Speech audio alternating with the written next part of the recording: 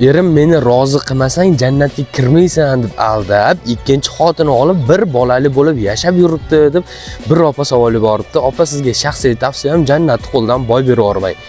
Ayrim paytlarda ba'zi bir erkaklar o'zlarining foydasi uchun jannatni ham argument qilib yuboryapti. Sezyapsizlarmi? Jannat bilan ayoliga shantaj qilib ikkinchi xotin olishlik trendga aylanyapti. Men ko'pchilik ayollar mana shu mazmundagi savollarni berishyapti-da. Qonun nuqtai nazaridan qaraydigan bo'lsak, O'zbekiston Respublikasining qonunchiligiga ko'ra, siz ayolmisiz, erkakmisiz, qat'iy nazar boshqa bir shaxs bilan qonuniy nikohda bo'lgan paytingizda boshqa bir inson bilan ikkinchi marta o'sha nikohning ustiga nikohdan o'ta olmaysiz. Bunga qonunchilik yo'l qo'ymaydi. Kim bilandir rasmiy nikohingiz bormi? Ikkinchisi mumkin emas. O'zi ro'yxatga olishmaydi ham. Faqatgina nikoh qonunchiligimizga ko'ra fiqh-diyoda qayd ettirilgandan so'ng, ro'yxatga olingandan so'ng haqiqiy hisoblanadi.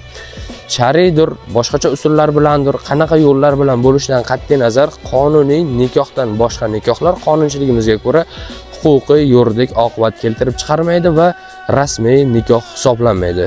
Bu masaladan kelib chiqadigan bo'lsak, demak, eringizni ikkinchi oilasi haqiqiy oila hisoblanmaydi qonun nuqtai nazaridan va hech qanaqa huquqiy oqibat keltirib chiqarmaydi. Faqatgina eringizga nisbatan bu javobgarlikni keltirib chiqarishi mumkin. Agar isbotlab, dalillab beradigan bo'lsangiz, ichki ishlarga shikoyat qilsangiz, eringiz javobgarlikka tortilishi mumkin. Lekin shikoyat qiladigan bo'lsangiz, jannat qo'ldan boy berib qo'yishingiz mumkin.